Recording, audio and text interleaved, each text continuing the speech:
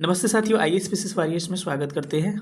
और 17 BPSC prelim 2024 में मैंने बोला था पीवाईक्यू सीरीज़ के लिए, तो प्रीवियस ईयर क्वेश्चन आज तक जितने पूछे गए हैं तो उसमें सबसे इम्पॉर्टेंट जो सब्जेक्ट है जिसको मैंने कहा था एचएसपीसी यानी कि हिस्ट्री, साइंस, बिहार स्पेशल और आपके करेंट्स, उसके सबसे पहले इम्पॉर्टेंट क्वेश्चन कराने वाला हूँ। उस क्रम में सबसे पहले आपको बाकी अदर सब्जेक्ट भी आएंगे, पॉलिटी, ज्योग्राफी के, लेकिन उस क्रम में सबसे पहला वीडियो मॉडर्न हिस्ट्री का है, क्योंकि सबसे अधिक प्रश्न जो है मॉडर्न हिस्ट्री यानी आधुनिक भारत के इतिहास से ही पूछे जाते हैं। ठीक है, तो इस सीरीज़ को मैं कंटिन्यू करके लेके चल रहा हूँ। और इसमें जो है 38वीं बीपीएससी से लेकर 69 बीपीएससी तक के सारे प्रश्न पीसीएस के पूछे गए हैं। इसके अलावा जो टीआरई 1, 2, 3 हुए हैं टीचर के एग्ज़ाम, उसके भी क्वेश्चंस इंक्लूडेड है। इसके अलावा असिस्टेंट बीपीएससी के भी क्वेश्चन इंक्लूडेड है, क्योंकि आयोग वही है, प्रश्न इधर का उधर रिपीट कर देगा। ठीक है, तो ये सीरीज जो होगा 600 प्लस क्वेश्चन है, 661 क्वेश्चन है। 2-3 पार्ट में इसको मैं लेके आऊँगा। तो उसका ये पहला पार्ट है जिसमें से आप इसको डिटेल में देखेंगे। अदर वीडियोस यूट्यूब पे पड़े और इस वीडियोस में बस अंतर यही है, मैं भी चाहता तो इसको एक वीडियो में कंप्लीट करवा देता, लेकिन मैं सारे क्वेश्चन को एक्सप्लेन किया हूँ अच्छे से। उससे फ़ायदा ये होगा कि टॉपिक वाइज है और एक्सप्लेन अच्छे से कर दूंगा, तो कहीं ना कहीं आयोग पूछा है तो उसके इर्द गिर्द से जो सवाल बनेंगे, क्योंकि ज़रूरी नहीं कि सेम वही सवाल बनेंगे, उसके इर्द गिर्द से जो भी प्रश्न निकल के आ रहा है या ऑप्शन से, उसको मैं एक्सप्लेन कर दूंगा। तो जितना मैं टॉपिक करवाऊंगा सारे टॉपिक्स आपके एक तरह से क्लियर होते जाएंगे। बाकी जो मैं टॉपिक करवाने वाला हूँ इसमें से 80% टॉपिक के आपके डिटेल वीडियोस मेरे चैनल पर उपलब्ध है। तो जो लोग नए होंगे चैनल को सब्सक्राइब कर लेगा, जाके प्लेलिस्ट चेक करिएगा, आपके वीडियोस मिल जाएंगे। चलिए सेशन को स्टार्ट करते हैं और देखते हैं पहला क्वेश्चन स्क्रीन पे दिख रहा होगा। टॉपिक पहला कवर किया है कि यूरोपीय कंपनियों का आगमन। तो इस क्रम में पहला क्वेश्चन है कि पुर्तगाली उपनिवेश का प्रथम वायसराय कौन था।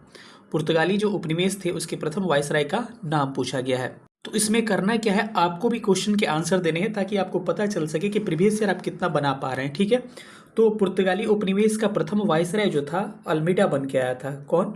अल्मीडा बन के आया था। कब? 1505 में अल्मीडा बन के आया था। और हिंद महासागर में इसने क्या किया? ब्लू वाटर पॉलिसी चलाया।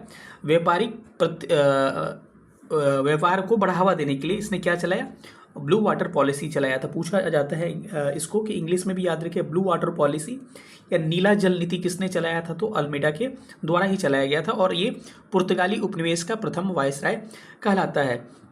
इसके बाद से दूसरा वायसराय आता है 1509 में, जिसका नाम है क्या? अल्बुकर, जो सामने आपको लिखा हुआ है। ठीक है, तो इसको याद रखिए। वास्को डी गामा के बारे में बात करें तो प्रथम भारत में आने वाला यूरोपीय व्यापारी जो था वास्को डी गामा ही था, जो मई 1498 में भारत आया था और कालीकट में उतरा था। ठीक है, जेमोरी ने इसका स्वागत किया था। ठीक है, तो इस बात को ध्यान रखिएगा। कई चीज़ें मैं लिखूंगा नहीं, आपको सुनना है केवल ध्यान से। अब जो आते हैं यूरोपीय कंपनी, उनका क्रम पूछता है एग्जाम में, तो ध्यान रखिएगा। सबसे पहले पुर्तगीज आए, पुर्तगीज के बाद से पुर्तगाली आए, डच आए, डच के बाद से आपके अंग्रेज आए, अंग्रेज के बाद से कौन आए? अंग्रेज के बाद से डेंस आए और डेंस के बाद से फ्रांसीसी आए। तो ध्यान रखिए, सबसे पहले पुर्तगाली, उसके बाद से डच, फिर अंग्रेज, उसके बाद से डेंस और फिर फ्रांसीसी। तो पूछता है सबसे पहले कि कौन आए थे, तो पुर्तगाली, और पुर्तगाली में कौन? वास्को डी गामा सबसे पहले भारत आया था। चलिए अगले क्वेश्चन पर चलते हैं। अगला क्वेश्चन दिख रहा होगा कि बंगाल की खाड़ी में समुद्री डकैती हेतु हुगली का उपयोग करता था। ये 2 बार प्रश्न अब ऑलरेडी बीपीएससी में पूछा गया था। तो बंगाल की खाड़ी में समुद्री डकैती के लिए हुगली का उपयोग करने वाला ये लोग पहले कौन थे? पुर्तगीज ही थे। तो ध्यान रखिएगा, पुर्तगाली थे। ठीक है, याद रखिएगा, पुर्तगालियों ने अपनी पहली जिन्होंने अपनी पहली फैक्ट्री कहाँ पे स्थापित की गई थी, इनको याद रखिएगा। पुर्तगालियों ने अपनी पहली फैक्ट्री जो था कोची में स्थापित किया गया था, ध्यान रखिएगा। और फ्रांसीसी ने अपनी पहली फैक्ट्री जो है सूरत में स्थापित की गई थी। और अंग्रेजों ने मछलीपट्टनम में स्थापित किया था, लेकिन उसको पहला नहीं माना जाता है। पश्चिमी तट 1613 में आपको सूरत वाला पहला फैक्ट्री माना जाता है। ठीक है, इसके अलावा पूछा जाए डच ने मछलीपट्टनम में, कहाँ पर? मछलीपट्टनम में डचों ने अपनी पहली फैक्ट्री स्थापित की थी। और तंजौर या ट्रावनकोर कहा जाता है, तंजौर या ट्रावनकोर में पहली फैक्ट्री किसने स्थापित की? डेंस लोगों ने स्थापित किया था। तो इन सारे प्रश्नों को आपको थोड़ा सा ध्यान रखना है, पुर्तगाली इसका करेक्ट आंसर हो जाएगा। अगले प्रश्न पर चलते हैं कि भारत में 1613 में अंग्रेजों ने अपनी पहली फैक्ट्री कहाँ स्थापित की थी? तो ध्यान रखिएगा कि 1613 में पश्चिमी तट पर पहली फैक्ट्री उन्होंने कहाँ पर? सूरत में स्थापित की थी। इस बात को आपको ध्यान रखना है। तो कई बार एग्जाम में ये पूछे जाते हैं, क्योंकि इसके लिए आपको हॉकिंस दरबार में गया था। आपको ध्यान रखिएगा 1609 में हॉकिंस जो था दरबार में गया था। इसके अलावा एक बार और दरबार में 1615 में कौन गया था? और उस समय जब हॉकिंस जाता है तो उस समय जहांगीर उस समय वहाँ का शासक हुआ करता था मुगल का, और कैप्टन हॉकिंस को जहांगीर ने आगरा में इसका उपस्थित दरबार में स्वागत किया और इसे 400 मनसब प्रदान किया। वहाँ मनसब होता था, माने कि 400 मनसब प्रदान किया और इन्होंने इंग्लिश खां की उपाधि दी। तो पूछा जाएगा इंग्लिश खां की उपाधि किसके द्वारा दी गई थी? तो याद रखिएगा जहांगीर के द्वारा। किसको? कैप्टन हॉकिंस को। कहीं की 1608 लिखता है, कहीं की 1609 लिखता है। इसको थोड़ा सा आपको ध्यान रखना है, ठीक है। इसके अलावा टॉमस रो जो था 1615 में आपको गया था ब्रिटेन। ये भी किसका दूत था? ब्रिटेन के राजा जो थे जेम्स प्रथम दोनों किसके दूत थे? इसी के दूत थे। पहला कौन आया था? ध्यान रखिएगा दरबार में, तो कैप्टन हॉकिंस आया था। दूसरा आपके जिसका नाम था आपके थॉमस रो कहा जाता है, ये आया था। चलिए अगले क्वेश्चन पर चलते हैं। अगला प्रश्न कह रहा है कि निम्नलिखित में से किस अंग्रेज अधिकारी ने पुर्तगालियों के स्वाली के स्थान पर हराया था? तो ध्यान रखिए थॉमस बेस्ट इसका नाम था। थॉमस बेस्ट जो था पुर्तगालियों को पहली बार हराया था। कहाँ पर? आपके अंग्रेजों ने निम्नलिखित में से किस अंग्रेज अधिकारी ने पुर्तगालियों को स्वाली के स्थान पर हराया था? तो थॉमस बेस्ट इसका नाम हो जाएगा। थॉमस रो के बारे में मैंने बताया था, ये भी आया था, हॉकिंस भी आया था। दोनों का क्रम मैंने ऑलरेडी बता दिया, ठीक है। तो थोड़ा सा आगे हम लोग अगले प्रश्न पर चलते हैं। अगला प्रश्न कह रहा है कि डच ईस्ट इंडिया कंपनी ने किस वर्ष अपनी फैक्ट्री पटना में स्थापित की? ऑलरेडी प्रीवियस ईयर में सारा मैं करवा चुका हूँ। देखिए डच ईस्ट इंडिया कंपनी अपनी पहली फैक्ट्री जो था 1632 में स्थापित करता है, जो पटना कॉलेज का कौन सा है? उत्तरी गेट है। इस बात को आप ध्यान रख सकते हैं। उसके अलावा एक और सवाल पूछा गया है कि ब्रिटिश ईस्ट इंडिया कंपनी ने पटना में फैक्ट्री कब स्थापित की थी? तो 1651 में। इन्होंने प्रयास किया था एक बार 1620 में, लेकिन वह सफल रहा था। 1651 में सफलतम इन्होंने प्रयास किया था। इस बात को ध्यान रखना है आपको। अगले प्रश्न पर चलते हैं। डच इंडिया कंपनी ने पटना में अपना कारखाना कब स्थापित किया था? देखिए एक बार और पूछा गया इस प्रश्न को, तो क्या हो जाएगा? 1632 इसका करेक्ट आंसर हो जाएगा। यानी 69वीं में भी पूछा था और अभी कुछ देर पहले आपने देखा होगा कि एक बार और इसको पूछा था, 65वीं में भी पूछा था। मतलब मैं जानबूझ के रिपीट करके लाया हूँ अगर पूछा है 2 बार, तो ताकि आपको एहसास हो सके कौन सा क्वेश्चन हमारे लिए इंपॉर्टेंट ज़्यादा है। अगला प्रश्न आपको दिख रहा होगा, निम्नलिखित में से प्रथम कर्नाटक युद्ध कौन सा तत्कालिक कारण था? अंग्रेजों और अंग्रेजों से फ्रांसीसियों के युद्ध हुए, उसको कर्नाटक युद्ध के नाम से जाना जाता है। तो ध्यान रखिएगा कि इसमें कितने कर्नाटक युद्ध हुए हैं? टोटल 3 हुए थे।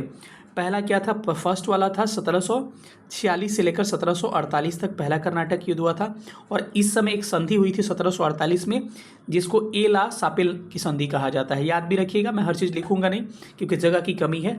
और दूसरा कर्नाटक युद्ध हुआ था 1749 से लेकर 1754 तक, और इसमें 1754 में अंतिम में ही संधि होगा ना, पांडिचेरी की संधि हुई थी, ठीक है। पहले वाले युद्ध में याद रखिएगा फ्रांसीसी विजयी हुए थे, लेकिन इसमें दूसरे वाले में विजय नहीं, लेकिन अंग्रेजों का प्रभाव बढ़ा था। और तीसरा जो युद्ध हुआ था 1756 से लेकर 63 के बीच हुआ था, और 63 में आपको कौन सा युद्ध हुआ था? आपकी सप्तवर्षीय युद्ध कहा जाता है इसको। तो इसमें पेरिस संधि 1763 में हुई थी। तो पूछा जाएगा कि पेरिस संधि कब हुई थी? 1763 में, याद रखिएगा। और ये किसका परिणाम था पेरिस संधि वाला? आपको पता होगा कि वांडीवास का जो युद्ध हुआ था, कब हुआ था भाई? 22 जनवरी 1760 को। पूछा जाएगा कि वांडीवास का युद्ध कब हुआ था? 22 जनवरी 1760 को। किसके बीच में हुआ था भाई? तो याद रखिए अंग्रेजों और फ्रांसीसी के बीच में, और यहाँ पर फ्रांसीसी हार जाते हैं और अंग्रेजों का प्रभुत्व स्थापित हो जाता है। अब इस प्रश्न का करेक्ट आंसर क्या होगा? इस प्रश्न को देखने की कोशिश करते हैं कि निम्नलिखित में से प्रथम कर्नाटक युद्ध का कौन सा तत्कालिक कारण था?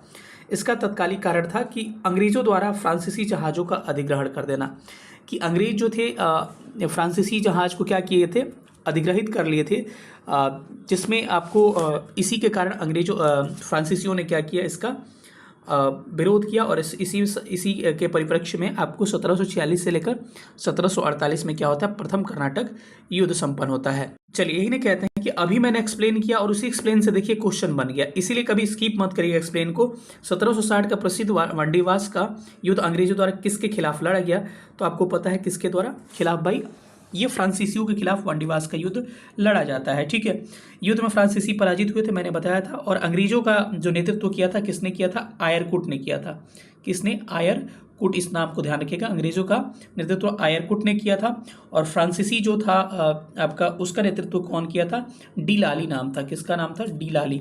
ये भी प्रश्न दोनों पूछा जा चुका है कि फ्रांसीसी का डी लाली ने किया था और अंग्रेजों का आयरकुट ने किया था। चलिए अगला क्वेश्चन देखते हैं कि उस क्षेत्र की पहचान करें जहां यूरोपियों को सर्वोत्तम सोरा और अफीम प्राप्त होते थे। तो बिहार ही वो क्षेत्र था जहां से यूरोपियों को महत्वपूर्ण सोरा और अफीम प्राप्त होता था। ठीक है, तो इस प्रश्न को थोड़ा सा ध्यान रखिएगा। अगले क्वेश्चन पर चलते हैं। देखिए सेम प्रश्न 40वीं बीपीएससी 1995 में पूछा गया है और सेम प्रश्न 47वीं बीपीएससी 2005 में पूछा गया है कि अंग्रेजी शासन काल में भारत का कौन सा क्षेत्र अफीम उत्पादन के लिए प्रसिद्ध था। तो इसका आंसर क्या हो जाएगा, बिहार इसका करेक्ट आंसर हो जाएगा। अगले प्रश्न पर चलते हैं। मैचिंग वाला क्वेश्चन है, कुट वाला। इसमें कह रहा है कि कौन सा ऑप्शन क्या है आपके करेक्ट हैं। ऑप्शन आपको दिखाने के लिए थोड़ा सा आपको बड़ा करना पड़ेगा। तो यहाँ पर मैं ऑप्शन आपको दिखा रहा हूँ, एक बार यहाँ से आप देख सकते हैं। यहाँ पे बोला है कि क्रिस्टोफर कोलंबस है, जैक्स कार्टियर है, सर फ्रांसिस ड्रेक है, उसके बाद से फर्डिनेंड मैगनलन है। तो इसमें आंसर क्या हो जाएगा, सबसे पहले आपको ध्यान रखना है कि कोलंबस कहाँ का था। कोलंबस, क्रिस्टोफर कोलंबस जो था इटली का यात्री था, तो ये आपका ए का 3 हो जाएगा, 2 ऑप्शन में है। उसके अलावा बात किया जाए जैक्स कार्टियर कहाँ का था, ये फ्रांसीसी था, तो जैक्स कार्टियर का चला जाएगा फ्रांसीसी के संबंध में।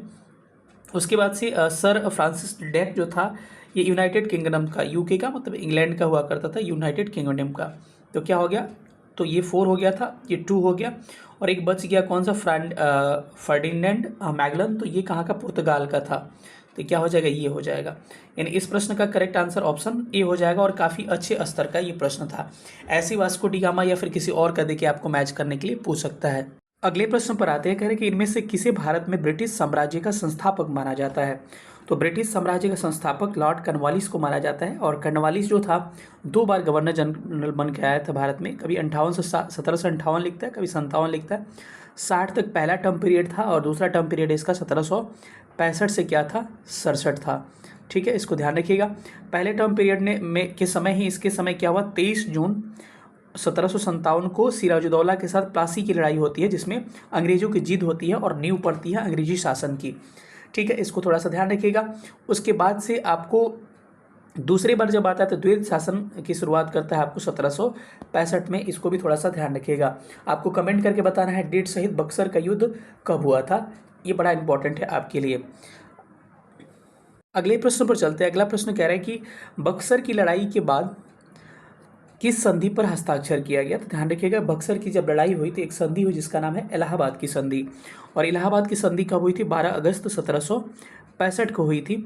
और बक्सर का युद्ध कब हुआ था, अभी हमने आपसे पूछा, तो याद रखिएगा 22 अक्टूबर 1764 को बक्सर का युद्ध हुआ था। और बक्सर के युद्ध में कौन कौन से थे ये भी ध्यान रखिएगा। 2 पक्ष हो गए, एक पक्ष में कौन थे आपके, मीर कासिम था, सुन लीजिए ध्यान से, मीर कासिम था। और कौन था, अवध का नवाब शुजाउद्दौला था। और तीसरा मुगल सम्राट शाह आलम द्वितीय था। मैंने कहा कि पहले पक्ष में मीर कासिम, अवध का नवाब शुजाउद्दौला और मुगल सम्राट शाह आलम द्वितीय था। और एक पक्ष में अंग्रेज लोग थे, दोनों में लड़ाइयाँ हुई और ये लड़ाई में आपके अंग्रेज विजयी रहते हैं। और इसी क्रम में एक संधि होती है 12 अगस्त 1765 को, जिसको इलाहाबाद की संधि के नाम से जाना जाता है। इस अंतर्गत 2 संधियाँ हुई थी, आगे चल के इसके बारे में हम लोग डिटेल में बात करेंगे। अब इसमें दिए गए और संधियों के बारे में बात करेंगे जो इंपॉर्टेंट है आपके एग्जाम के लिए। सालबाई की संधि पूछा जाए तो ध्यान रखिएगा, सालबाई की संधि कब हुई थी, ये हुई थी आपके 3 युद्ध हुए थे मराठा के। प्रथम आंग्ल मराठा युद्ध, और उसमें आपको 1782 में अंग्रेजों और मराठों के बीच में सालबाई की संधि संपन्न हुई थी। अगर मैं पूछूं आपसे कि इलाहाबाद की संधि, अभी हमने बात की 1765 में संपन्न हुई थी। वहीं बात किया जाए बेसिन की संधि, ये भी अंग्रेजों और मराठों के बीच में 1802 में संपन्न हुई थी। उसके बाद से उस समय पेशवा कौन हुआ करता था, आपको कमेंट करके बताना है। बाजीराव उस समय पेशवा हुआ करता था। ठीक है, बाजीराव द्वितीय, ठीक है। उसके बाद से सुगौली की संधि अंग्रेजों और नेपाल के बीच में हुआ था। नेपाल के राजा हरि सिंह हुआ करते थे। 1816 में सुगौली की संधि आपकी संपन्न हुई, मार्च 1816 में। इस बात को ध्यान रखिएगा। यानी इस प्रश्न का करेक्ट आंसर क्या होगा? इलाहाबाद की संधि करेक्ट आंसर हो जाएगा। अगले प्रश्न को देखते हैं कि इलाहाबाद की संधि के बाद रॉबर्ट क्लाइव ने मुर्शिदाबाद का उप दीवान किसे नियुक्त किया? तो आपको पता है, फिर से याद करिए, 1765 में आपकी किसकी संधि हुई थी? आपकी सालबाई ये आपकी इलाहाबाद की संधि हुई थी। और उसके बाद से मुर्शिदाबाद के उप दीवान नियुक्त किया गया था किसे? तो इसका करेक्ट आंसर आपका हो जाएगा कि मोहम्मद रज़ा खां को। तो इसका आपको मोहम्मद रज़ा खां को नियुक्त किया गया था आपके मुर्शिदाबाद का। वही बात किया जाए आपका तो बिहार का और बिहार का नियुक्त किया गया था आपको किसका? सीताब राय को। तो इसको भी आपको ध्यान रखिएगा। बिहार उस समय क्या था आपको पता है? बिहार, उड़ीसा और बंगाल था। अगले प्रश्न पर आते हैं। सम्राट शाह आलम द्वितीय ने ईस्ट इंडिया कंपनी को बंगाल, बिहार तथा उड़ीसा की दीवानी कब प्राप्त की, मतलब प्रदान की? तो ध्यान रखिएगा, 12 अगस्त 1765 में जब इलाहाबाद की संधि हुई थी, उसी के अंतर्गत दीवानी प्रदान की थी किसने? शाह आलम द्वितीय ने। क्योंकि एक पक्ष में शाह आलम द्वितीय था, मैंने आपको बताया था। उसके बाद से अवध का नवाब था शुजाउद्दौला, और एक कौन था? मुगल सम्राट शाह आलम द्वितीय और मीर कासिम था। तो 1765, 12 अगस्त 1765 इसका आंसर हो जाएगा। अगला प्रश्न है कि द्वैत शासन का जनक किसे कहा जाता है? तो मैंने पहले ही कहा कि द्वैत शासन जो था बंगाल में बाद में 1765 में स्टार्ट किया था किसने?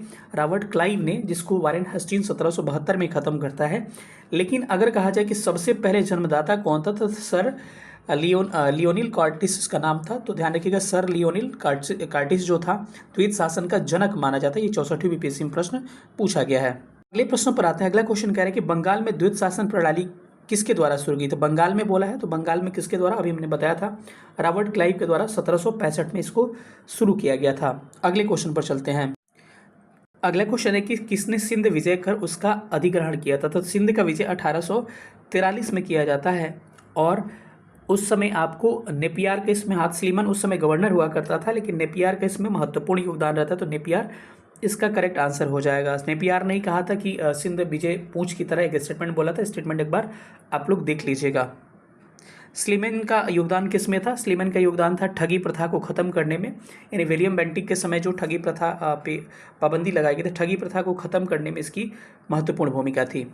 अगला प्रश्न है कि अंग्रेजों ने भारत पर लंबे समय तक राज्य कैसे किया? आपको पता है कि अंग्रेजों ने भारत पर लगभग 200 वर्षों तक शासन किया। और फूट डालो या फिर बांटो और राज करो, यानी सांप्रदायिकता फैलाओ, ऊंच नीच फैलाओ, गरीब अमीर फैलाओ और इन पे राज करो। तो इसका क्या हो जाएगा? बांटो और राज करो की नीति के कारण उसने किया था। ये 2023 में टीआरई में पूछा गया क्वेश्चन है। अगला प्रश्न है कि किसने बंगाल में माहलवारी बंदोबस्त की शुरुआत की?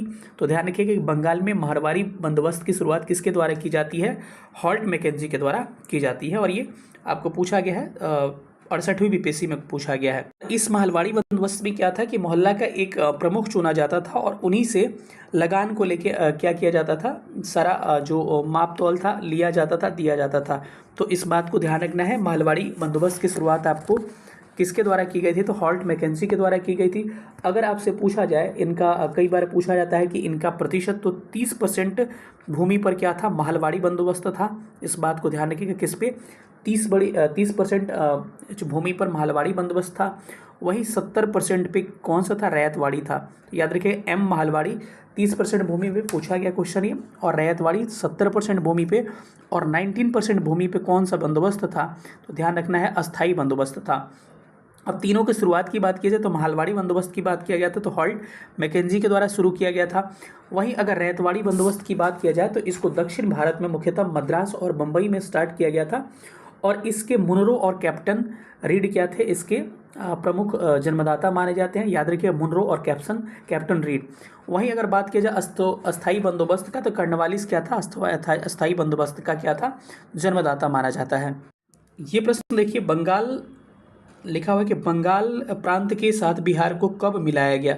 तो ध्यान रखिएगा, 1733 में बंगाल प्रांत को बिहार के प्रांत को बंगाल के साथ मिलाया गया। और उस समय बंगाल का नवाब कौन था? याद रखिएगा इस बात को कि नवाब शुजाउद्दौला था। ठीक है, बाद में चल के फिर बंगाल का विभाजन होता है एक बार 1905 में, और बिहार से फिर बंगाल से बिहार अलग होता है 1912 में। एक बात ध्यान रखिएगा, और उसके बाद 1936 में बिहार से, बंगाल से उड़ीसा जो है अलग हो जाता है और बिहार से, और उसके बाद से फिर से 2000 में 15 नवंबर 2000 को फिर से झारखंड जो है फिर विभाजित होता है बिहार से, ध्यान रखिएगा। एक नए टॉपिक पे हम लोग आगे, क्षत्रिय राज पंजाब और मैसूर। अब इसके प्रश्न जितने पूछेंगे आज तक इसको कवर करने की कोशिश करेंगे। पहला क्वेश्चन इसमें है कि टीपू सुल्तान ने अपनी राजधानी कहाँ बनाई थी? तो आपको पता है श्रीरंगपट्टनम में टीपू सुल्तान ने अपनी राजधानी बनाई थी। अगला क्वेश्चन है कि वर्ष फिलिंग द ब्लैंक्स में टीपू सुल्तान और ब्रिटिश ईस्ट इंडिया कंपनी के बीच में मंगलुरु की संधि हुई थी। तो ध्यान रखिएगा कि मंगलुरु की संधि कब संपन्न हुई थी? 1784 में। और टीपू सुल्तान और अंग्रेजों के बीच हुए युद्ध के बारे में हम थोड़ा सा डिटेल में एक्सप्लेन कर दे रहे हैं। अगर आंग्ल मैसूर युद्ध की बात की जाए और इसका डिटेल देखा जाए तो प्रथम आंग्ल मैसूर युद्ध था 1767 से लेकर 1769 के बीच में हुआ था। किसके बीच में? अंग्रेजों और मैसूर के शासक के बीच में। हैदर अली उस समय जो था, जो टीपू सुल्तान का पिता हुआ करता था, और उस समय एक संधि पर हस्ताक्षर होता था जिसको कहा जाता है मद्रास की संधि। और मद्रास की संधि कब होती है? 1769 में प्रथम आंग्ल मैसूर युद्ध के समय मद्रास की संधि संपन्न होती है। द्वितीय आंग्ल मैसूर युद्ध की बात किया जाए तो दूसरा वाला हुआ था 1780 से लेके 84 के बीच में हुआ था, और उस समय हैदर अली इस युद्ध में मारा जाता है। तो पूछा जाएगा कि हैदर अली किस युद्ध में मारा गया था? तो ध्यान रखिएगा, द्वितीय आंग्ल मैसूर युद्ध में हैदर अली किया गया था, मारा गया था। और इसको थोड़ा सा ध्यान रखिएगा क्योंकि पूछा जाता है कई बार कि 1782 में इसको मार दिया गया था। और एक इसी समय संधि होती है जिसको अभी आपको एग्जाम क्वेश्चन में पूछा गया है, कौन सी संधि? इसको मंगलौर की संधि के नाम से जानते हैं, जो कि 1784 में संपन्न हुआ। तीसरा आंग्ल मैसूर युद्ध हुआ था 1790 से लेकर 92, उस समय कर्नवालिस हुआ करता है। और इसी में 1792 में एक संधि होती है, उस संधि को हम लोग श्रीरंगपट्टनम की संधि कहते हैं, और इसमें टीपू सुल्तान क्या होता है? पराजित होता है। और चौथा आंग्ल मैसूर युद्ध संपन्न होता है कब? आपको 1799 में, उस समय भी टीपू सुल्तान हुआ करता है, और इसी में टीपू सुल्तान जो है मारा जाता है। इसको थोड़ा सा ध्यान रखिएगा, 1799 में, यानी कि द्वितीय आंग्ल मैसूर युद्ध में टीपू सुल्तान मारा जाता है, द्वितीय आंग्ल मैसूर युद्ध में आपको हैदर अली मारा जाता है, वही चौथा आंग्ल मैसूर युद्ध में आपको टीपू सुल्तान मारा जाता है। इस बात को ध्यान रखिएगा। अगला प्रश्न, अभी हमने बात किया था अंग्रेजों ने श्रीरंगपट्टनम की संधि किसके साथ की थी? तो टीपू सुल्तान के साथ की थी। क्या हो जाएगा? ऑप्शन नंबर सी करेक्ट हो जाएगा। और टीपू सुल्तान 21वीं में हुआ था 1790 से लेकर 92 में जो युद्ध चला था, उसी में 1792 में क्या हुआ था? आपको ये युद्ध हुआ था। इसका एक्सप्लेनेशन देख लीजिएगा, पूरा चैप्टर का चैप्टर आपका क्लियर होते जाएगा। अगला प्रश्न है कि रणजीत सिंह ने सुप्रसिद्ध कोहिनूर हीरा प्राप्त की थी, किससे प्राप्त की थी? शाह शुजा से प्राप्त की थी। तो ऑप्शन क्या हो जाएगा? ऑप्शन नंबर इसका ए करेक्ट हो जाएगा। अगला प्रश्न है कि पंजाब भूमि हस्तांतरण अधिनियम कब पारित किया गया था? तो ध्यान रखिएगा, इसको 1900 में पारित किया गया था। 63वीं बीपीएससी में पूछा है। पंजाब भूमि हस्तांतरण अधिनियम 1900 में पास किया गया था। ठीक है, इसमें क्या था कि पंजाब भूमि हस्तांतरण अधिनियम 1900 में पारित किया गया, जिसमें कृषि की भूमि का गैर कृषकों के पास हस्तांतरित करने को समाप्त किया गया। यानी कृषि भूमि जो था गैर कृषक, यानी जो किसान लोग नहीं थे, उनको हस्तांतरित या दिया नहीं जा सकता था। जो किसान है उन्हीं को कृषि भूमि हस्तांतरित किया जाएगा। अगला प्रश्न है कि अंबाबाई एक स्वतंत्रता सेनानी भारत के किस राज्य से? तो ध्यान रखिएगा, अंबाबाई के संबंध किससे था भाई? आपको कर्नाटक से संबंध था। चलिए अब गवर्नर जनरल वाला चैप्टर पे चले जाते हैं। मैंने चैनल पर इसको डिटेल में करवाया है, क्वेश्चन और आपके थ्योरीज दोनों। तो जो टॉपिक ज़्यादा इंपॉर्टेंट है मैं उसी को कवर कर रहा हूँ। यहाँ से खूब सवाल पूछा जाता है। तो कह रहे हैं कि भारत का प्रथम गवर्नर जनरल कौन था? बड़ा कन्फ्यूज़न होता है। अगर पूछा जाए कि बंगाल का, किसका? बंगाल का प्रथम गवर्नर कौन था? जनरल नहीं, गवर्नर। बंगाल का प्रथम गवर्नर कौन था? तो रॉबर्ट क्लाइव था। लेकिन बंगाल का प्रथम गवर्नर जनरल कौन था? तो याद रखिए, वारेन हेस्टिंग था। मैंने क्या बोला? बंगाल का प्रथम गवर्नर कौन था? आपकी रॉबर्ट क्लाइव था। लेकिन गवर्नर जनरल बंगाल का प्रथम कौन था? तो वारेन हेस्टिंग था। और भारत का पहला गवर्नर जनरल कौन था? भारत अगर लग जाए तो विलियम बेंटिक था। ठीक है, इनका नाम ध्यान रखिएगा। इसके अलावा पूछा जाएगा कि वायसराय भारत का कौन था पहला? तो कैनिंग था। अगर वहीं स्वतंत्र भारत का प्रथम गवर्नर कौन था? माउंटबेटन था। और स्वतंत्र भारत के प्रथम भारतीय गवर्नर श्री राजागोपालाचारी थे। इनको बात को आपको ध्यान रखना है। तो इसमें हो जाएगा, पूछा है कि भारत का प्रथम गवर्नर जनरल, तो भारत का पूछा है तो इसमें ऑप्शन में नहीं है, तो ऑप्शन ई हो जाएगा, लॉर्ड विलियम बेंटिक हो जाएगा। अगला क्वेश्चन है कि भारत में ब्रिटिश साम्राज्य का संस्थापक किसे माना जाता है? तो आपको पता है लॉर्ड क्लाइव को। और मैंने बताया था कि प्लासी का युद्ध जो 23 जून 1757 को हुआ था, उसी में आपको माना जाता है। ठगी प्रथा के उन्मूलन में स्लीमन की आपको अच्छी खासी योगदान था। उसी के बाद मेयो का कार्यकाल था 1869 से लेकर 72 में, और मेयो के कार्यकाल में ही भारत की प्रथम जनगणना शुरुआत की गई थी। भले नियमित जनगणना 1881 में रिपन के समय स्टार्ट किया गया था। और अंडमान निकोबार जब घूम रहा था तो लॉर्ड मेयो का एक अफरीदी नामक जो कैदी था जिसके द्वारा मार दिया गया था मेयो को। अगला प्रश्न है कि कह रहे हैं कि निम्नलिखित में से चारों ऑप्शन यहाँ पे आपको दिखना चाहिए। निम्नलिखित में से भारत में द्वैध शासन प्रणाली यानी कि ड्यूअल गवर्नमेंट को समाप्त किसने किया? अभी मैंने कुछ देर पहले बताया था, स्टार्ट किसने किया था भाई? स्टार्ट किया था आपको लॉर्ड क्लाइव ने स्टार्ट किया था, लेकिन वारेन हेस्टिंग्स ने 1772 में ख़त्म किया। कब स्टार्ट किया था? 1765 में रॉबर्ट क्लाइव ने स्टार्ट किया था इसको।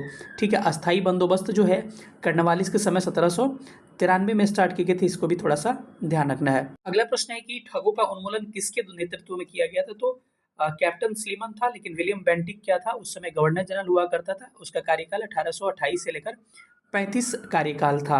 ठीक है, अगर बात किया जाए विलियम बेंटिक के बारे में, तो विलियम बेंटिक में भारत में सुधारों के नाम से जाना जाता है, क्योंकि भारत का प्रथम गवर्नर जनरल था ये। उसके बाद से इसने मैसूर को 1831 में और कुर्ग को 1834 में कुशासन के आधार पर मिला लिया था। 1829 में इसने क्या किया था? सती प्रथा को समाप्त किया था। उसके अलावा कर्नल स्लीमन की सहायता से 1830 में इसने क्या किया था? ठगी प्रथा को समाप्त किया था। मैकाले घोषणा पत्र 1835 में इसी के समय जारी किया गया, जिसमें भारत के शिक्षा का माध्यम इंग्लिश कहा गया, और ये भारत में सबसे उदारवादी गवर्नर जनरल कहा जाता है। अगला प्रश्न है कि भारत में ठगी अतिक्रमण करने का श्रेय किसे जाता है? तो ध्यान रखिएगा, इसका भी आंसर क्या हो जाएगा? श्रेय किसको देते हैं हम लोग? कैप्टन स्लीमन भी हो जाएगा इसका। तो ऑप्शन क्या हो जाएगा? कैप्टन स्लीमन आपका ऑप्शन डी हो जाएगा। देखिए 2 बार पूछा जा चुका है, यानी कि कहीं ना कहीं सामाजिक धार्मिक प्रथा और गवर्नर जनरल से लगातार बीपीएससी में प्रश्न पूछे जाते हैं। मैं बार बार कह रहा हूँ, इस वीडियो को कमेंट में कहिएगा तो 1-2 वीडियोज़ का मैं लिंक दे दूंगा गवर्नर जनरल, या उसको आप अच्छे से थोड़ा सा देख लीजिएगा। अगला प्रश्न है, इंपॉर्टेंट क्वेश्चन है कि भारत में प्रथम रेल लाइन कब बिछाई गई थी? तो भारत में प्रथम रेल लाइन जो बिछाई गई थी डलहौजी के कार्यकाल में स्टार्ट किया गया था। और डलहौजी के कार्यकाल में बड़ा इंपॉर्टेंट ध्यान रखिएगा, 16 अप्रैल 1853 में प्रथम रेल लाइन बिछाई गई थी। और किसके बीच में बिछाई गई थी?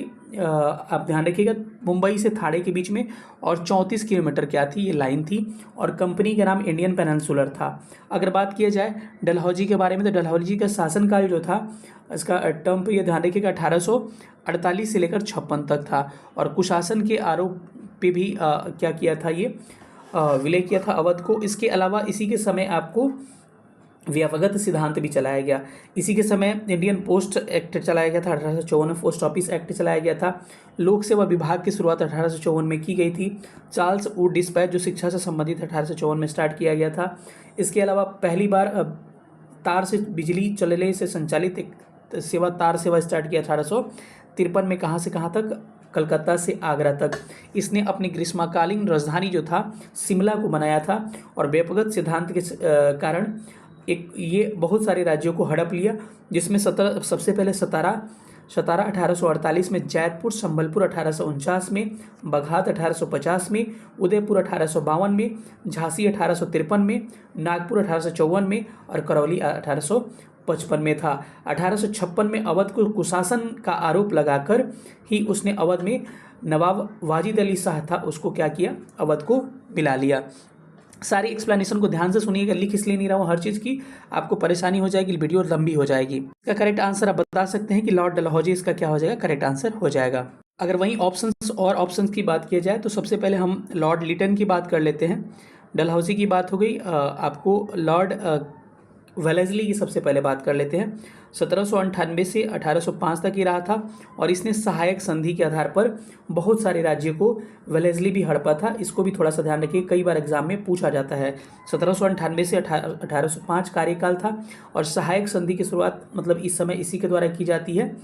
ठीक है, और एक्चुअल सहायक संधि का जन्म बताता है डुप्ले माना जाता है। और सहायक संधि के द्वारा सबसे पहले हैदराबाद को 1798 में, मैसूर तंजौर को 1799 में, अवध को 1801 में, मराठा पेशवा को 1802 में, बरार भोसले को 1803 में, और सिंधिया को 1804 में ये हड़प लेता है। और इंदौर के होलकरों ने सहायक संधि स्वीकार नहीं की थी, इसको ध्यान रखिएगा। चौथा आंग्ल मैसूर युद्ध इसी के समय हुआ था, क्योंकि 1799 में हुआ था। देखिए मिल रहा है ना, मैंने बोला टर्म पीरियड, मैंने गवर्नर जनरल के वीडियो में बोला है कि टर्म पीरियड ध्यान रखिएगा। 1798 के बीच में 1799 आया, तो चौथुर्थ आंग्ल मैसूर युद्ध इसी के समय हुआ था। कलकत्ता में फोर्ट विलियम कॉलेज की स्थापना 1800 में किसके द्वारा, वेलेस्ली के द्वारा ही कराया गया था।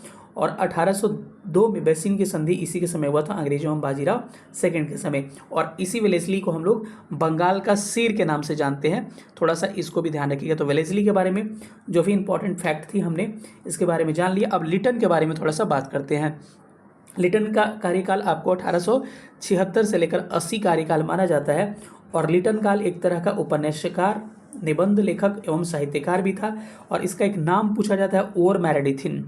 तो पूछा जाएगा ओवर मैरेडिथिन किसका नाम था, तो याद रखिएगा लिटन का ही नाम था। और लिटन की एक खास बात है कि वर्नाकुलर प्रेस एक्ट 1878, मुंह बंद करने वाला अधिनियम ये कहा जाता है, वर्नाकुलर प्रेस एक्ट जो लिटन के समय आया था।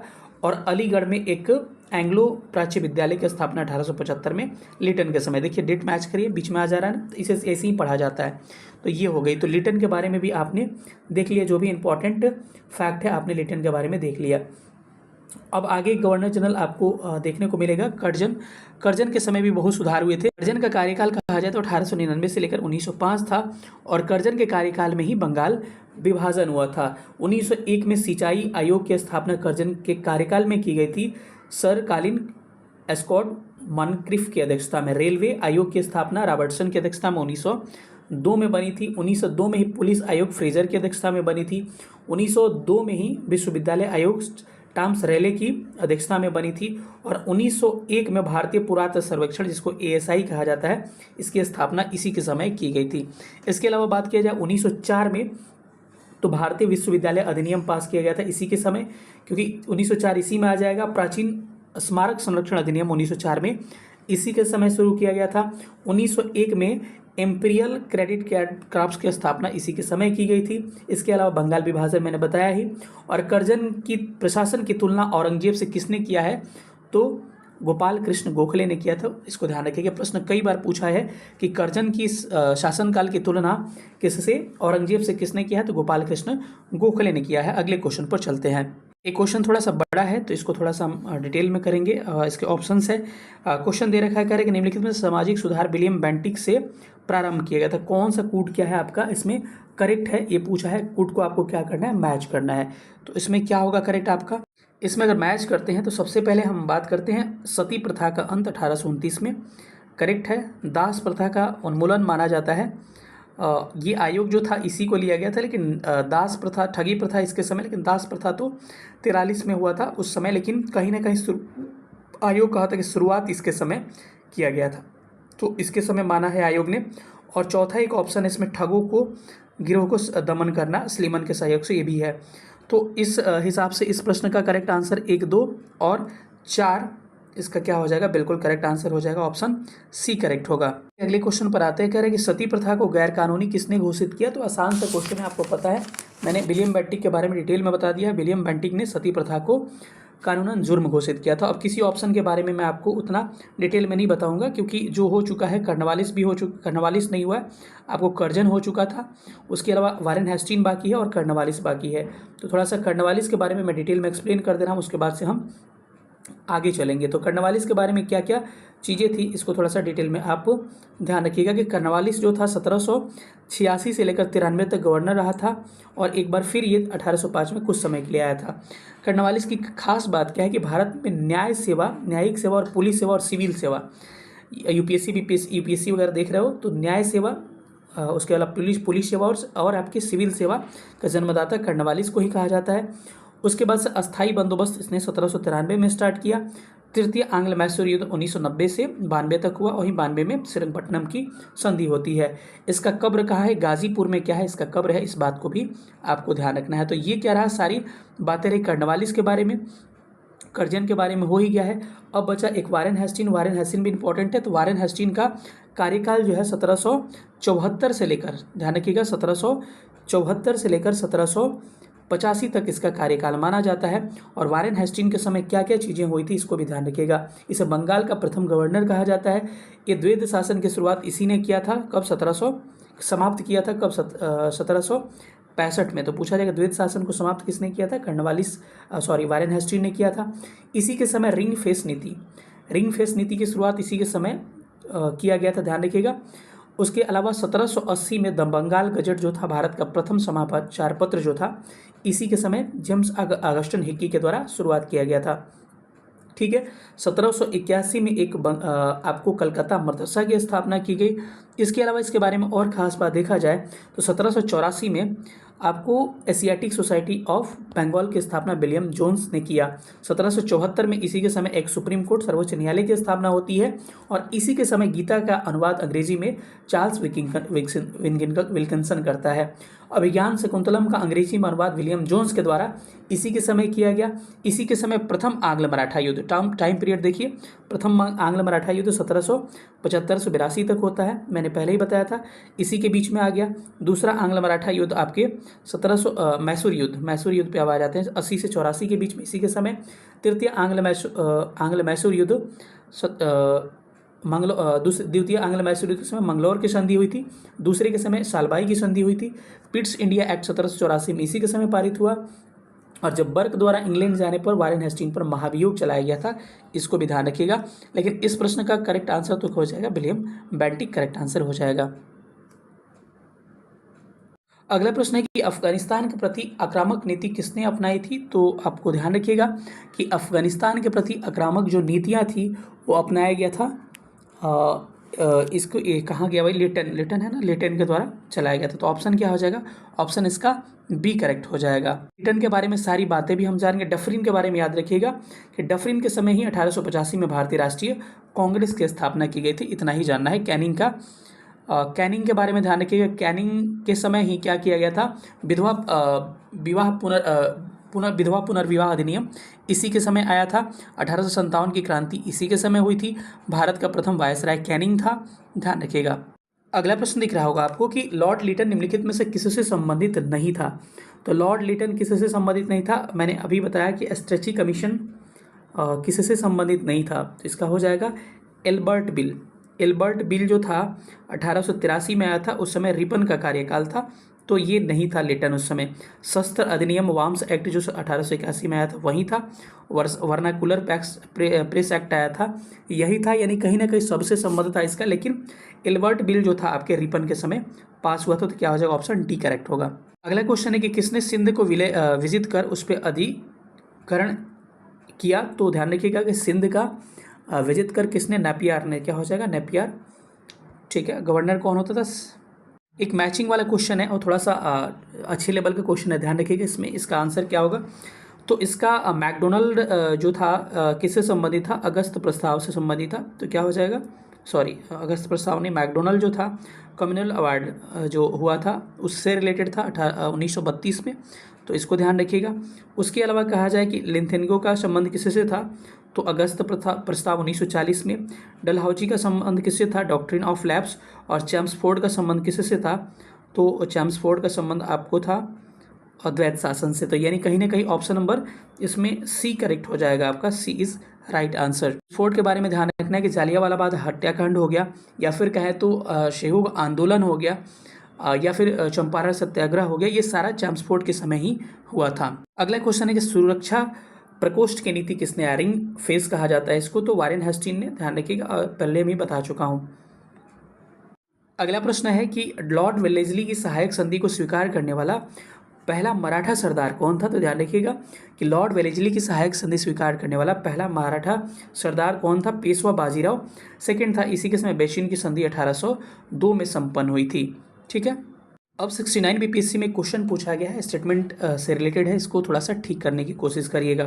कह रहे कि नीचे दिए गए कोट का सही उत्तर चुनना है, तो सही उत्तर इसमें क्या क्या हो जाएगा? पहला ऑप्शन पढ़िए कि केंद्रीय और प्रांतीय वित्त को विभाजित करने वाला यह पहला कदम था। किसके बारे में कह रहा है? लॉर्ड मेयो के 1870 के संकल्प के बारे में।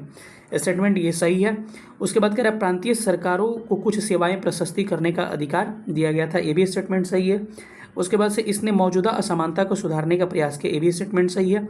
इसने प्रांतों की वास्तविक आवश्यकताओं पर ध्यान केंद्रित किया, ये भी सही है, यानी कि ऑप्शन नंबर ए करेक्ट हो जाएगा। और ये थोड़ा सा टफ लेवल का क्वेश्चन था, ऐसे क्वेश्चन नहीं भी बनते तो डरने की आवश्यकता नहीं है।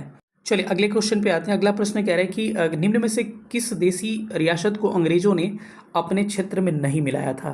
तो ध्यान रखिएगा कि ग्वालियर के सिंधिया जो ग्वालियर के थे, ग्वालियर को इसने नहीं मिलाया था, बाकी सबको मिलाया गया था। ऑलरेडी किसको किसको मिलाया गया था मैं आपको बता चुका हूँ। सतारा को मैंने बताया था 1848 में मिलाया गया था। ठीक है, सबका मैं डिटेलिंग ऑलरेडी करवा चुका हूँ। और उसके अलावा सतारा की बात तो मैंने कर लिया। सतारा के बाद से आपको अवध की बात किया जाए तो अवध का 1856 में कुशासन के आरोपी और सिंध को 1843 में मिलाया गया था।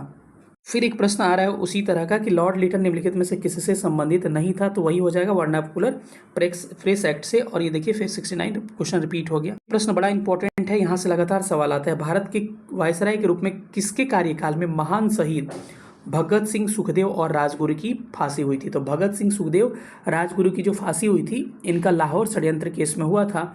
और इनकी फांसी का डेट याद रहा, इसलिए कहे गवर्नर जनरल बड़ा इंपॉर्टेंट है, सारा डेट रिवीजन हो जाता है। 23 मार्च 1931 को इनको फांसी हुई थी। और उस समय गवर्नर जनरल कौन था भाई, दिमाग लगाइए उस समय। अरे भाई 1926 से लेकर 31 तक किसका कार्यकाल था, इरविन का। तो क्या हो जाएगा, ऑप्शन नंबर बी करेक्ट हो जाएगा। Irwin is right answer. ठीक है, केवल मेरा एक्सप्लेनेशन सुनिएगा तो आपका कल्याण हो जाएगा। इंपीरियल कैडेट कॉर्प्स की स्थापना अभी मैंने कुछ देर पहले बताया था कि लॉर्ड कर्जन के द्वारा किया गया था। अगला प्रश्न है कि महारानी विक्टोरिया को भारत की सामग्री नियुक्त किया गया, सम्राज्ञी नियुक्त किया गया, कब किया गया था। तो ध्यान रखिएगा इनको आपको 1877 में, यानी कि ऑप्शन नंबर सी करेक्ट हो जाएगा। क्योंकि भारत शासन अधिनियम 1858 आता है, उस समय जो था कंपनी से आपको शासन किसके पास चला जाता है, आपकी महारानी विक्टोरिया के पास चला जाता है। अगला प्रश्न है कि किसने स्वतंत्र भारत के प्रथम प्रधानमंत्री जवाहरलाल नेहरू का साहस दूरदर्शिता के एक उत्कृष्ट नेता के रूप में अभिवादन किया। तो इस कौन था भाई, माउंट बेटन था। माउंट बेटन बड़ा इंपॉर्टेंट है, भारत का प्रथम इसको भारत का प्रथम स्वतंत्र भारत का प्रथम गवर्नर जनरल माना जाता है। स्टेटमेंट आधारित सवाल है कि मुझे विश्वास है कि कांग्रेस अपने विनाश की तरफ जा रही है। बड़ा इंपॉर्टेंट क्वेश्चन है कि मुझे आशा है कि कांग्रेस अपने विनाश की तरफ जा रही है और मेरी यह बड़ी इच्छा भारत में रहते हुए होगी कि शांति प्रिय निधन करने का। तो ये ऐसे क्वेश्चन को करने के लिए सबसे अच्छा लॉर्ड कर्जन हो जाएगा कि कहा जाएगा कि अपनी विनाश की तरफ जा रही है, लड़खड़ा के गिर रही है, सारा कर्जन ने कहा था। लेकिन सूक्ष्म लोगों की संस्था किसने कहा था, डफरिन ने कहा था। इसको थोड़ा सा ध्यान रखिएगा। अगला प्रश्न है कि किस वायसराय के कार्यकाल में भारतीयों को राय बहादुर और खान बहादुर की उपाधि दी गई थी। तो ध्यान रखिएगा ये आपके कौन था, पहले इसके आयोग का आंसर दिया जाता था लिटन का, लेकिन बाद में चल के कहा जाए कि इससे पहले भी 1859-60 में ये उपाधियाँ दी गई थी। तो उपयुक्त में से कोई नहीं इसको मान लिया जाता है आंसर। ये क्वेश्चन अभी हम डिस्कस किए थे कि स्वतंत्र भारत के पहले भारतीय गवर्नर जनरल कौन थे। तो स्वतंत्र भारत के पहले भारतीय गवर्नर जनरल कौन थे भाई, तो याद रखिएगा इनका करेक्ट आंसर हो जाएगा सी राजागोपालाचारी। इसका क्या हो जाएगा, सही उत्तर आपका हो जाएगा।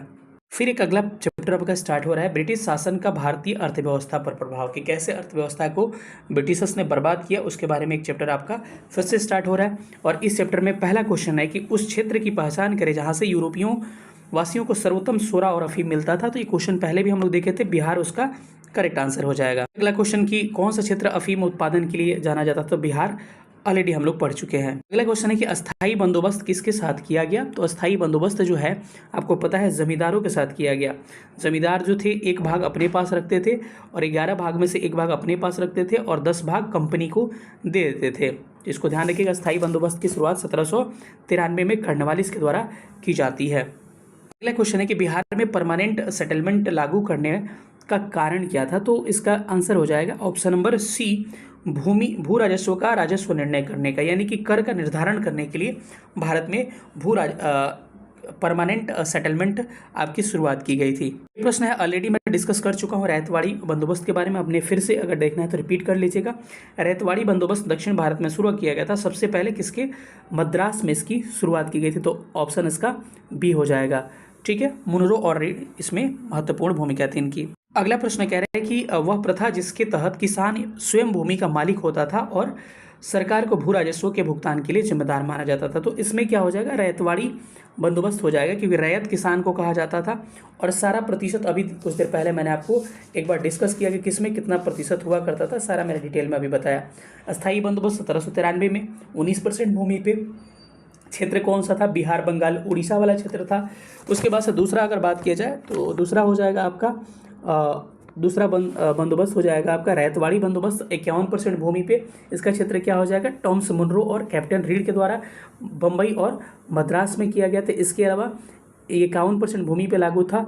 तीसरा जो था आपका, तीसरे की बात किया जाए तो तीसरा आपका मेन था, आप रैतवाड़ी बंदोबस्त भी जान गए। उसके बाद से 51% भूमि पे लागू था। असम, कर्नाटक, मद्रास, मुंबई, दक्षिण भारत मुख्यतः इससे प्रभावित रहा। महलवाड़ी बंदोबस्त जो था मोहल्ले से किया जाता था, एक प्रधान के द्वारा। मैकेंजी इसका जन्मदाता था। 30% भूमि इस पर क्या थी?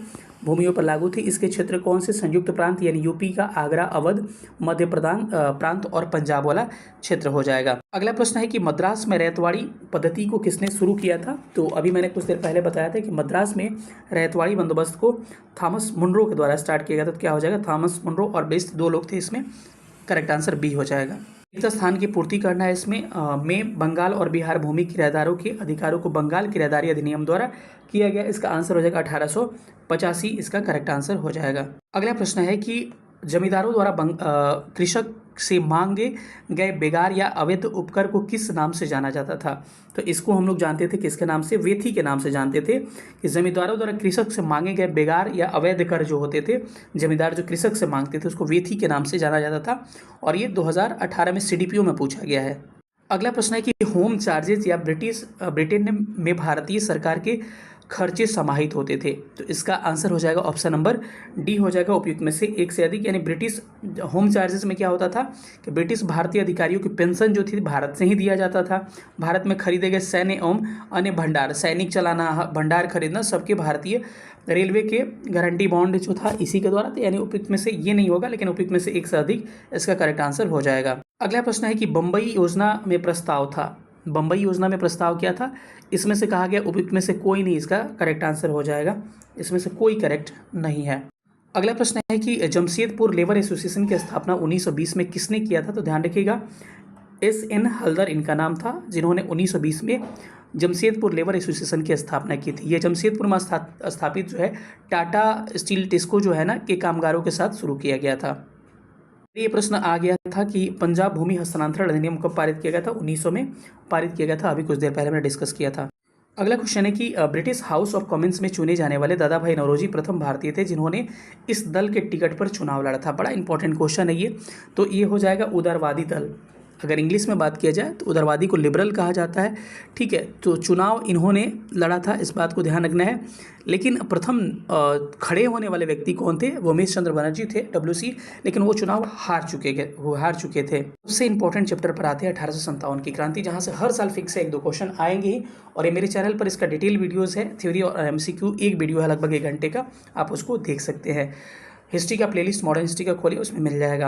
अंग्रेज भारतीय सेना में चर्बी वाले कारतूसों से चलने वाली एनफील्ड राइफलों को कब शामिल किया?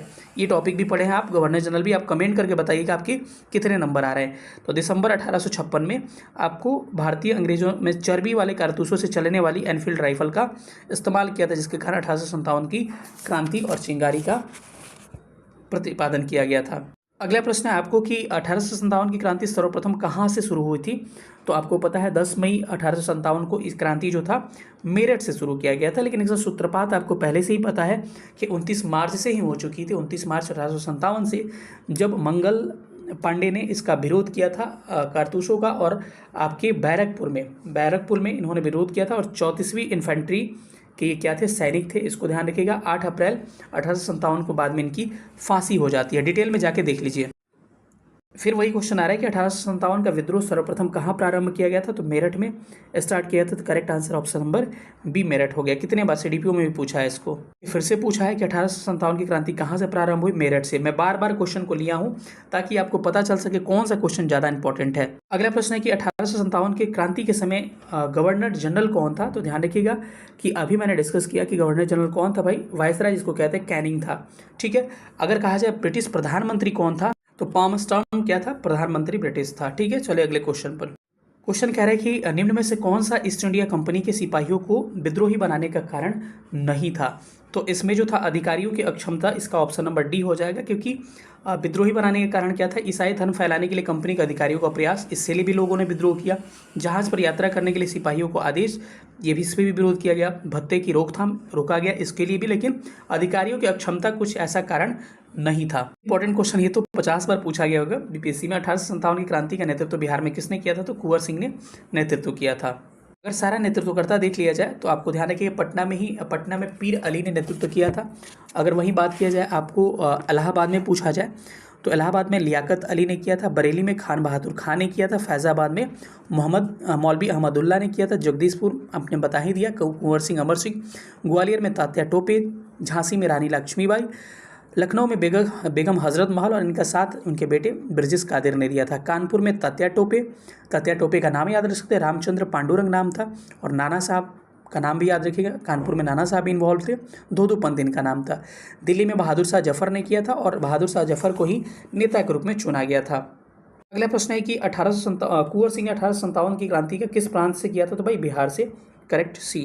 फिर वही क्वेश्चन की 1857 की क्रांति का नेतृत्व बिहार में किसने किया था? तो कुंवर सिंह, बी हो जाएगा। फिर से पूछा है कि 1857 की क्रांति बिहार में किसने नेतृत्व किया था? तो कुंवर सिंह, सी हो जाएगा करेक्ट। नाना साहब को कानपुर बोला। तात्या टोपे और नाना साहब का योगदान कानपुर में था।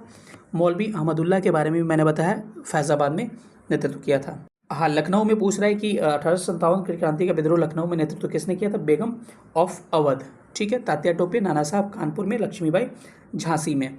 फिर से क्वेश्चन पूछा है कि बिहार में 1857 की क्रांति का नेतृत्व किसने किया था? भाई कुंवर सिंह। ऑप्शन नंबर क्या हो जाएगा? ऑप्शन नंबर सी हो जाएगा, ठीक है। नेतृत्व की बात कर रहे हैं, नहीं तो ऐसे देखा जाए तो कुंवर सिंह और अमर सिंह दोनों का नेतृत्व था, लेकिन यहाँ पर कुंवर सिंह ही ऑप्शन क्या होगा? करेक्ट आंसर होगा। 1857 की क्रांति के नेता कुंवर सिंह किस स्थान से संबंधित थे? तो ये जगदीशपुर के जमींदार थे। कुंवर सिंह अंग्रेजों के खिलाफ 1857 के विद्रोह में किस जगह शामिल हुए थे? तो देखिए, इसका हम लोग कहते हैं कि इसका करेक्ट आंसर आरा होगा, लेकिन आयोग ने पटना ले लिया था और वेरीफाई भी कर दिया था, लेकिन इसका आंसर जो है आरा ही होना चाहिए। अगला प्रश्न है कि जगदीशपुर के किस व्यक्ति ने 1857 के विप्लव में क्रांतिकारियों का नेतृत्व किया था? कुंवर सिंह, करेक्ट हो जाएगा। कुंवर सिंह राजा थे, तो कुंवर सिंह को हर तरह से पढ़ जाइए, चाहे जिस तरह से हो। जगदीशपुर, सी हो जाएगा। पूछा कुंवर सिंह राजा थे कहाँ के? भाई जगदीशपुर के राजा कौन थे भाई? तो कुंवर सिंह, ऑप्शन डी हो जाएगा। अगला प्रश्न है कि इनमें से किसने 1857 के क्रांति के विद्रोह में सक्रिय भाग लिया था? तो इसमें से कौन थे जो सक्रिय भाग लिए थे? तो इसका करेक्ट आंसर होगा ई हो जाएगा। यानी कि इसमें आपके लिखा है नाना साहब भी लिए थे और बेगम हज़रत महल भी लिया था। लखनऊ से मौलवी अहमदुल्ला, फैज़ाबाद से बेगम जीनत महल दिल्ली से। यानी सारे ऑप्शन इसके करेक्ट हो जाएंगे, यानी एक से अधिक के लिए ऑप्शन नंबर डी, ई करेक्ट हो जाएगा। अगला प्रश्न है आपका कि इसमें से किसने अंग्रेजी ईस्ट इंडिया कंपनी के कंट्रोल के लिए खिलाफ बगावत नहीं किया था? तो याद रखिएगा, इसने सपोर्ट किया था किसने? हैदराबाद के निज़ामों ने, इन्होंने बगावत नहीं किया था। अगला प्रश्न है कि पटना के 1857 की क्रांति के स्वतंत्रता संग्राम के नेता कौन थे? तो क्या हो जाएंगे आपके ऑप्शन के हिसाब से? आपको लेना पड़ेगा कुंवर सिंह को, राजपूत कुंवर सिंह। फिर से वही क्वेश्चन कि 1857 के विद्रोह का बिहार में 15 जुलाई से लेकर 1857 से 20 जनवरी 1858 तक केंद्र कहाँ हुआ करता था? तो केंद्र कहाँ था? जगदीशपुर, ऑप्शन डी हो जाएगा। अगला प्रश्न है कि निम्नलिखित में से कौन 1857 के विद्रोह में अंग्रेजों का सबसे बड़ा दुश्मन था? तो आपको पता होगा, इसके बारे में काफ़ी इंपॉर्टेंट क्वेश्चन माना जाता है और इससे कई बार सवाल पूछे गए। अहमदुल्ला शाह, लास्ट में चल के इनका जो सर काट के चौराहे पे लटका दिया जाता है। 1857 की क्रांति को किस उर्दू कवि ने देखा था? तो मिर्ज़ा गालिब नाम था इनका, ऑप्शन सी हो जाएगा। अगला प्रश्न है कि निम्नलिखित में से किसका नाम 1857 के आंदोलन से जुड़ा हुआ है? तो इसमें देखिएगा तो बस तात्या टोपे हो जाएगा, ये गोखले नहीं होंगे, तिलक नहीं होंगे, भगत सिंह नहीं होंगे, ऑप्शन बी करेक्ट हो जाएगा। रानी लक्ष्मीबाई की मृत्यु कहाँ हुई थी? ग्वालियर में हुई थी, वहीं पे इनकी क्या है? समाधि भी स्थित है, तो ऑप्शन नंबर सी करेक्ट होगा। कूट वाला क्वेश्चन है, थोड़ा सा बड़ा क्वेश्चन। निम्नलिखित वर्गों में से किसने 1857 के विद्रोह में भाग नहीं लिया था? तो भाग किसने नहीं लिया था? तो भाई खेतिहर मजदूर लिए थे, कृषक भी लिए थे, लेकिन जमींदार और साहूकार अपने स्वार्थ के चलते ये लोग भाग नहीं लिए थे, तो क्या हो जाएगा? डी हो जाएगा। अब कुंवर सिंह की बात अलग थी क्योंकि अंग्रेजों से वो स्वतंत्र थे। एक अगला प्रश्न है, कह रहे हैं कि निम्नलिखित में से कौन सा कथन सही है? तो स्टेटमेंट इसमें करेक्ट छांटना है आपको। सारे स्टेटमेंट को हम लोग थोड़ा सा ध्यान से बारीकी से पढ़ते हैं। 1857 में दरभंगा डुमराव हटवा के महाराजाओं और उनके साथी जमींदारों ने आदमी तथा पैसे से अंग्रेजों की मदद की थी। तो इसमें कह रहे कौन सही है, तो यही सही है। 1857 में डुमराव और हटवा के महाराजाओं और उनके साथी जमींदारों ने अंग्रेजों की मदद पैसे से नहीं किया था, तो ये तो अपोजिट है, तो ऐसे ही गलत हो जाएगा। 1857 में दरभंगा डुमराव और हटवा के महाराजाओं और उनके साथी जमींदारों ने पैसे से अंग्रेजों की मदद आदमी को नहीं की थी, तो ऐसे इसका ऑप्शन क्या होगा, ऑप्शन नंबर ए राइट हो जाएगा। फिर ये क्वेश्चन इंपॉर्टेंट है कि 1857 के विद्रोह में बिहार का कौन सा भाग अप्रभावित रहा था, तो बस इसमें मुंगेर का प्रभावित रहा था, तो ऑप्शन क्या हो जाएगा, बी करेक्ट हो जाएगा। अगला प्रश्न है कि 1857 के विद्रोह के दौरान ब्रिटिश सेना के किस सेनापति को कुंवर सिंह के विरुद्ध भेजा गया था, तो कुंवर सिंह के विरुद्ध किसे भेजा गया था, ये इंपॉर्टेंट क्वेश्चन है, इसको थोड़ा सा ध्यान रखिएगा। ऑप्शन सी हो जाएगा, सर ह्यूरोज को भेजा गया था।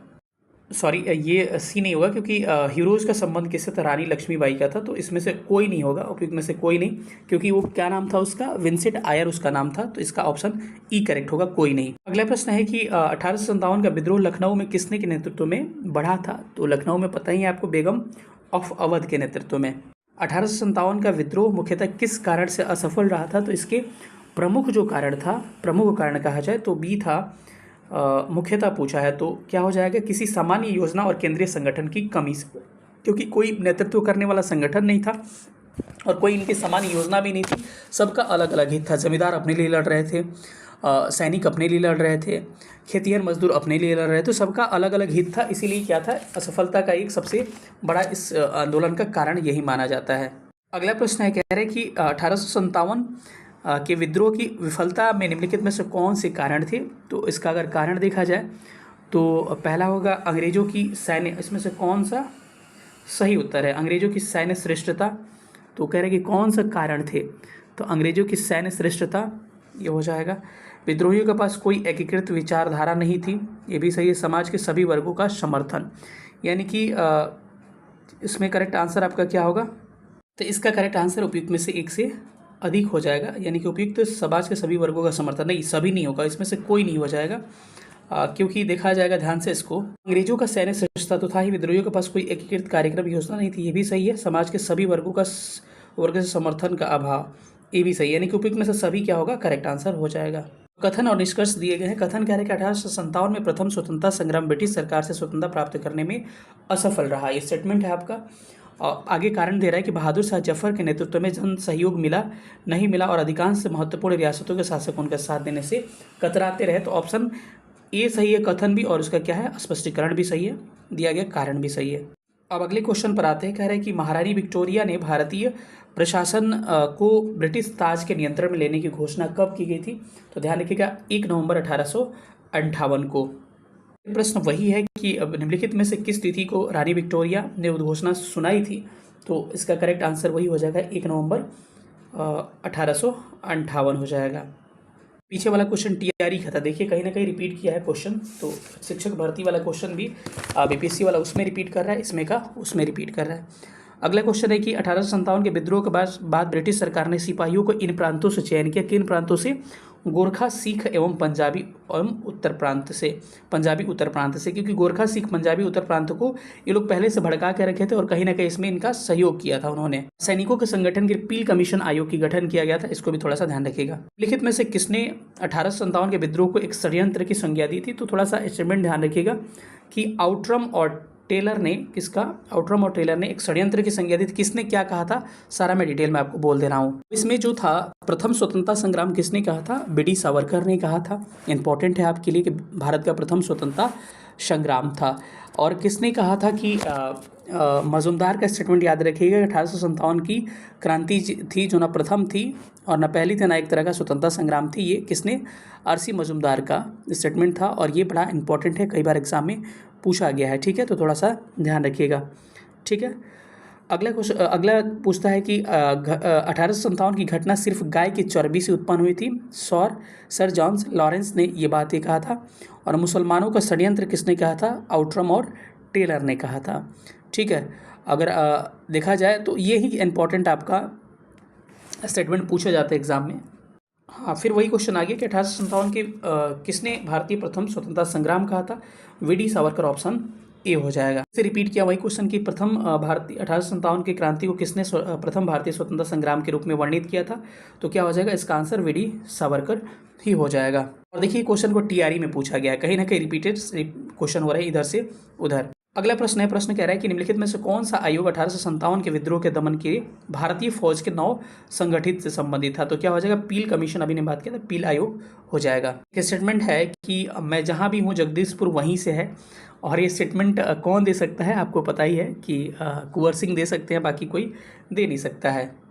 किसने 1857 की घटना का प्रारंभ धर्म के संघर्ष के रूप में हुआ और उस घटना का अंत स्वतंत्रता संग्राम के रूप में हुआ, किसने कहा था इस स्टेटमेंट को, तो याद रखिएगा डॉक्टर एस.एन. सेन ने। ठीक है, ऑप्शन ए हो जाएगा। तो यही थे सारे क्वेश्चन साथियों। अब इसके बाद ये पार्ट आपका 1 है, इसके बाद से पार्ट 2 हम लेके आएंगे। आपको कमेंट करके बताना है कि हमको पार्ट 2 लाना चाहिए कि नहीं।